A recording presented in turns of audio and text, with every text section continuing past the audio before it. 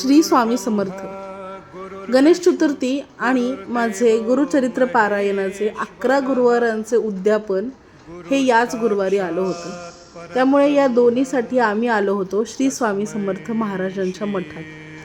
आणि माझी समर्था महाराजांची सेवा करताना दिसते आपल्याला.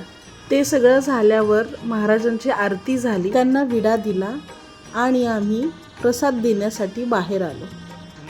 महाराजांचं दर्शन घेतल्यावर मन एकदम प्रसन्न होऊन जातं. आणि यामध्ये आम्ही दोघेही इथे येणाऱ्या भक्तांसाठी प्रसाद वाटप करत आहे. तर गणपती बाप्पा म्हणतात की विघ्न आल्यावर कधीच घाबरायचं नाही. आणि स्वामी समर्थ सांगतात विश्वास ठेवा, मार्ग आपोआप सापडेल. तर आज ट्रेडिंगमध्ये ज्या काही आत्मविश्वासाने मी पुढे चालले आहे त्यासाठी फक्त अभ्यासच नाही तर मनाला स्थिर ठेवणारी माझी श्रद्धासुद्धा आहे. आणि ही सकारात्मक ऊर्जा आम्हा दोघांना ज्यांच्याकडून मिळाली त्या माझ्या समर्थांना दोघांकडून मनापासून धन्यवाद.